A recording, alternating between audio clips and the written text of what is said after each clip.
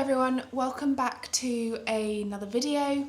I think it's fair to say that we never thought we would be making a video like this.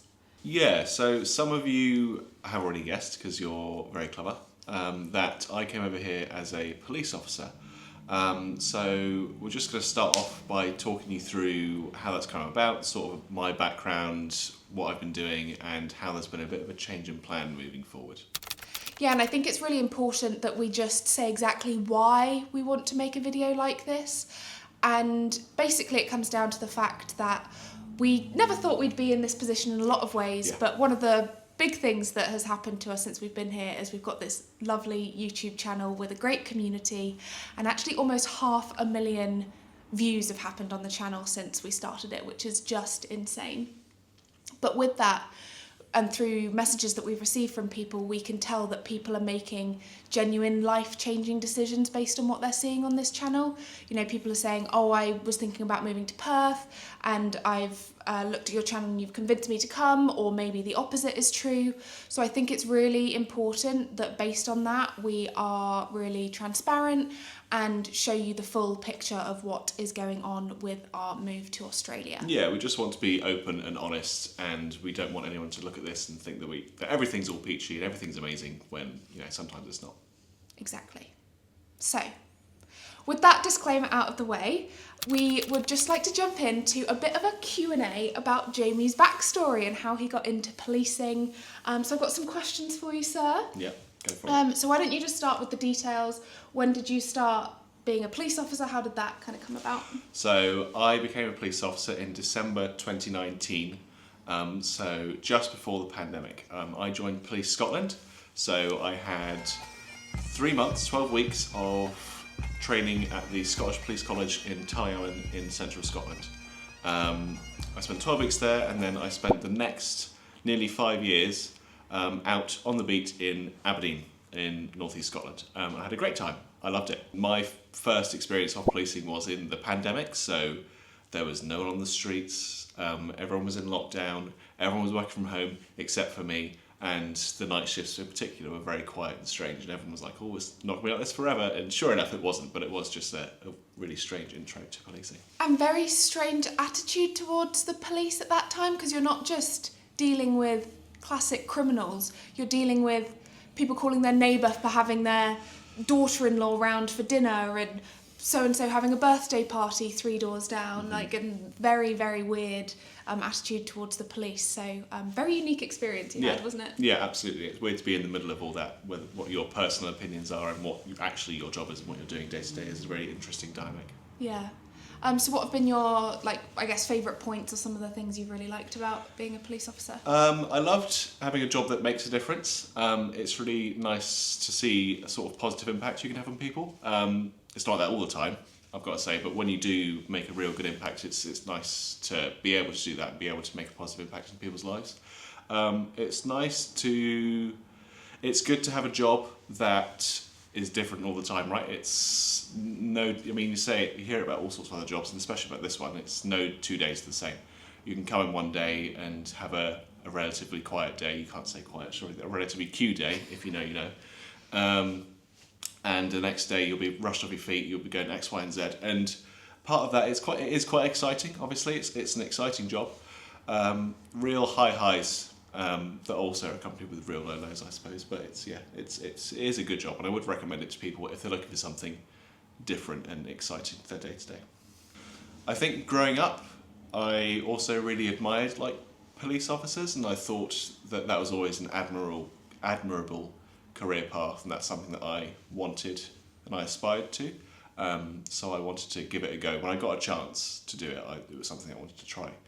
And once I progressed in my career, I found it really rewarding to see other people through the system. I mentored a couple of probationers.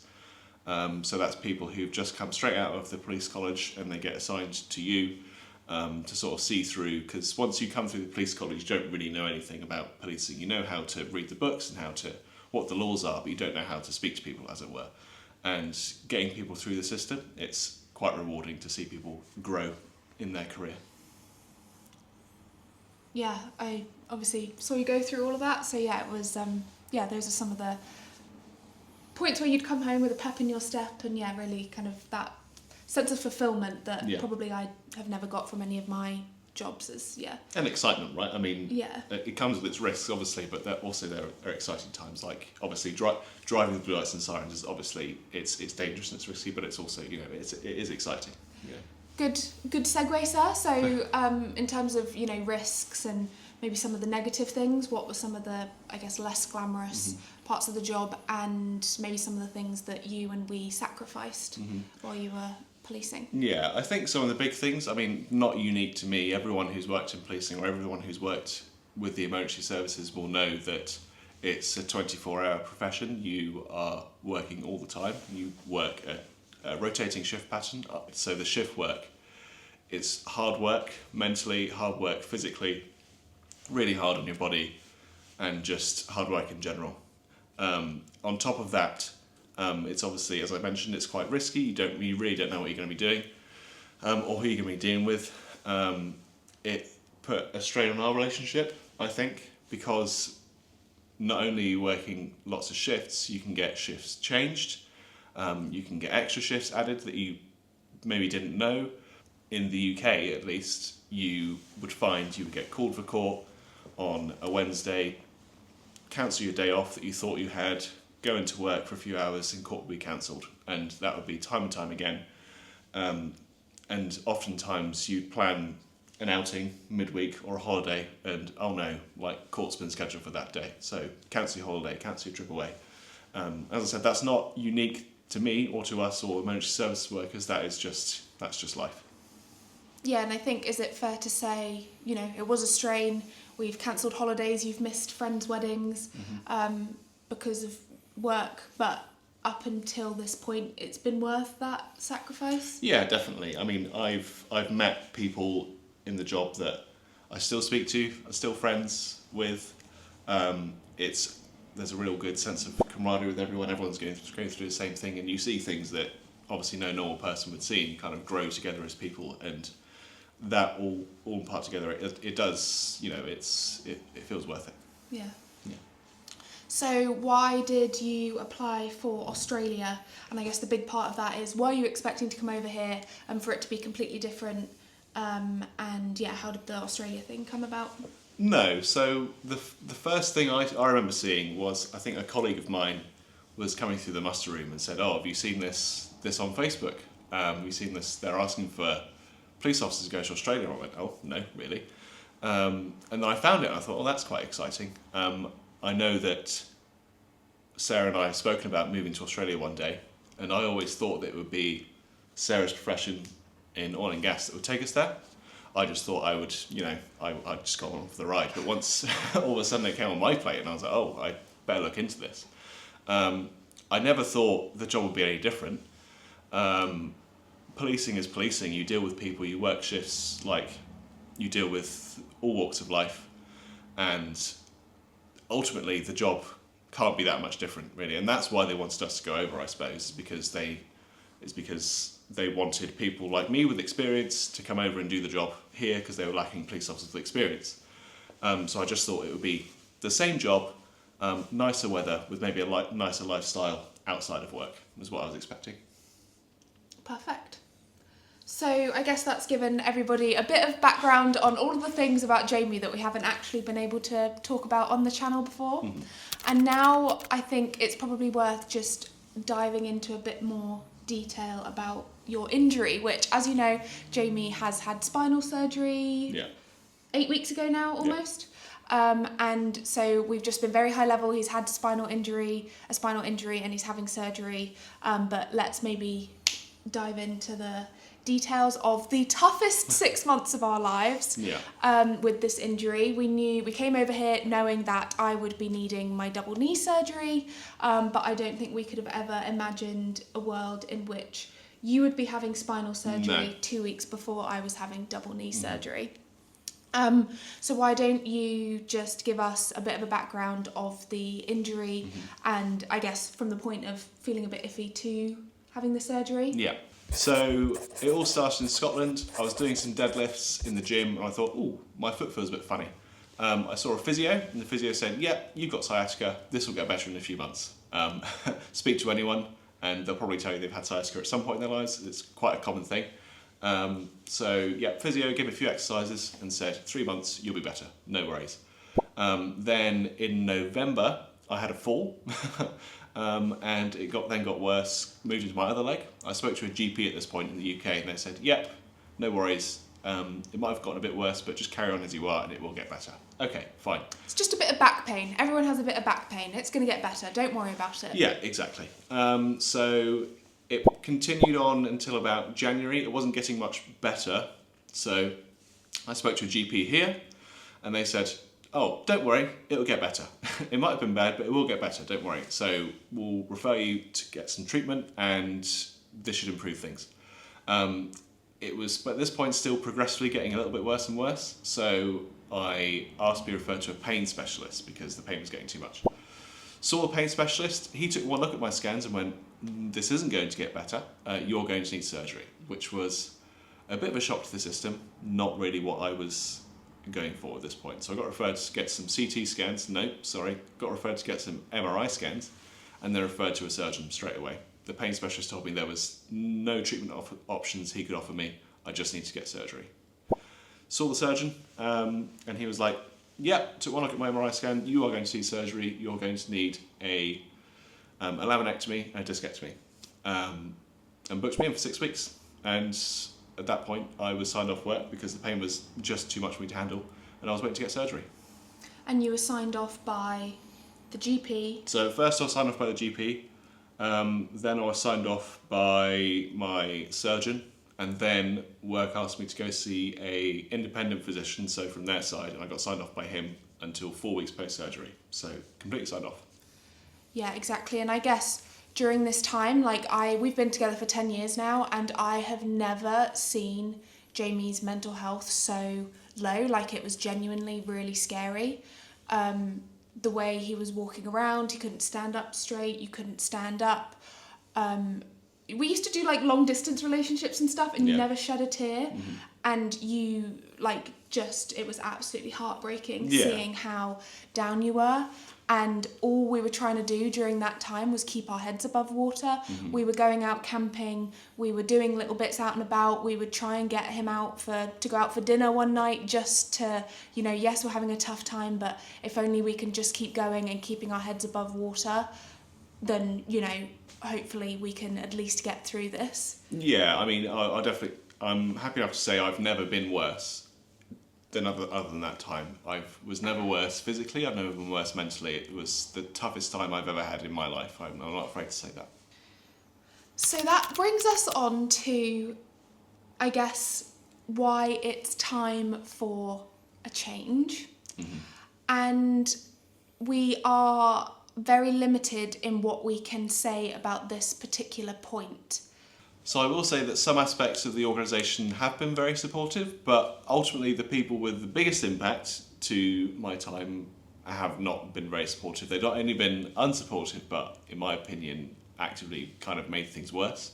Unfortunately, felt like you've got no other choice but to resign. Yeah, that is how I feel. I feel that is the best way forward for me in my life right now, is to resign from my position. So you've resigned, Yeah, and that's the end of Jamie the police officer. correct. That is the end of me as a police officer. I didn't think that it would end this way, but here we are. I feel that for a state that is clearly in need of experienced police officers, as they are, just an anecdotal thing here, around 30% of police officers here are transitional police officers, so police officers who worked somewhere else and have now moved to work here. 30%, that's quite a large number. So clearly in need of experienced police officers. The system, from my perspective, doesn't seem set up in a way to support those officers from transitioning from their roles previously to their role here. You can Google what the culture is like at the Police Academy in Perth.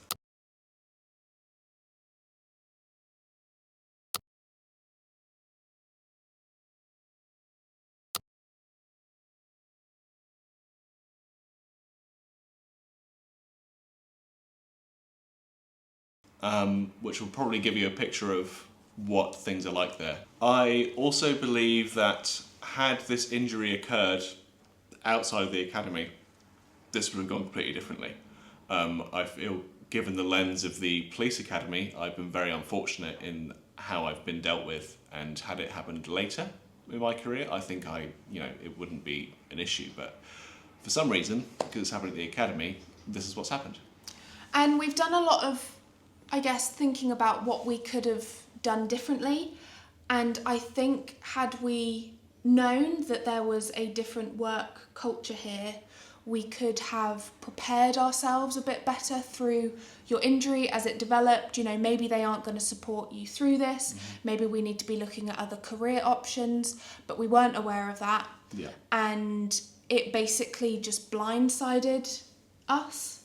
And the worst part of what's happened came at the worst possible time in the days around your surgery. Yeah. So I think when I think about, again, why we're saying this and what we could have done differently, I think if we had known that you not working for them was a possibility, I think we could have done a bit more to prepare ourselves and just know the risk such that it wouldn't have come at such a shock at such an awful time. Yeah. And I think it's probably worth pointing out that you are the minority. I don't know how many people started in your course. 30 in my group, and 26 have made it through all the way out of the academy. So, 4 out of the 30 didn't make it through. And for various reasons, they're not all. The other 4 are not all like you. But no. So if you are looking at coming as a police officer, you just know that if all is smooth sailing and the highest likelihood outcome is that you do get through the academy and you go onto the beat and everything is as you dreamed of. Yeah, I am the minority. Not everyone is like me. I've just had a particularly rough time. So this is the path that I've chosen to take. In all likelihood, someone coming over here for this will just have a fine time. The culture at the academy, you probably will notice a few things, but you'll most likely be fine. And we don't want to put people off coming by making this video. We do truly believe that our life is going to be better off eventually from the opportunity that we have been given through this programme, and we are so grateful for that. Yeah. As I said before, we just kind of wish we were made a bit more aware of the risks and how Jamie might be treated through his injury. So that is where we have found ourselves, where you have found yourself. I think it's fair to say that this is not like resigning from being a project engineer or being a receptionist. Being a police officer is so much more of like an identity. Yeah. That it's not something you ever thought you would be doing. No. But here we are. And Just a massive life change. Yeah. And, it is exciting. It's incredibly tough watching your life sort of veer off from the path that you thought it was going to take. But ultimately, I am feeling positive about the future. I feel like I've been able to take back some control that I feel has been lacking throughout all of this. Well, ever since the injury got a lot worse, I've been feeling like I've been lacking control of my life because I was just unable to do all sorts of things. And since this started with work, I've yet again had control taken away from me. So now, at least this way, I've taken back control and I'm looking forward to the future. Yeah, and I think we're able to make this video now. This has been going on for over 2 months now. Yeah. And it hasn't always looked like us sitting on a sofa smiling and talking about the future. This has been an unbelievably difficult 2 months. With all of that you've seen in terms of both of us having major surgery, but the worst part of everything has actually been this going on with your job and us feeling like the pillars of stability that we came here on. The police is a very stable job, and whilst we were risking everything by coming to the other side of the world, at least we would have that to hold on to during this really tough time, and that has been taken away from us. Yeah. So let's just spend the last few minutes just talking about why you're excited for the future and what that may look like. Yeah. So before I was a police officer, I worked in IT. Nothing major, but I dabbled, basically. And I've always been interested in computers, and Sarah here put into my head that maybe I could use some of that previous knowledge or some of my, I don't want to say passion, but some of my, interests into something else. So maybe I should look into university. So I had a little look at the programs that UWA were offering, had a little chat with them. I didn't do so well at school. I don't have that many qualifications, but I picked up a couple here and there, and one from the police in Scotland actually. Sent in an application, and the very next day I got accepted on the Bachelor of Science programme for Computer Science at UWA. So I'm very excited. Yeah, and we are so fortunate, like beyond anything I could ever put into words, that our visas remain valid. They are not tied to Jamie's job, which means we can stay here and take back some of that control and really look forward to the next chapter. So you're off to university. Yep. Obviously this is a massive financial difference from what we thought we would be up to here, but honestly you're like a new man since you got into university, like not that long ago now. It's just very fresh off the press. Yeah. And yeah, so I personally am really looking forward to weekends with my husband, being able to plan a holiday far in advance and not be at the mercy of whether the resource deployment unit is going to approve it or not, and then not cancel it, and us not, us having our fingers and toes crossed until we're literally on the plane taking off. I'm excited for you to no longer be shift lagged. Honestly, it's like it wouldn't be until we had annual leave together that I'd be like, oh, that's what Jamie's personality is like. He's not a grumpy old man that doesn't want to be in the same room as me. So I'm excited for all of that, and to really, really start exploring Australia now that we are both back on our feet. What are you looking forward to? Much and such the same, really. Yes, whilst obviously we've got some sacrifices to make in the next few years, I'm really looking forward to being in a career with some clear trajectory going upwards, I suppose.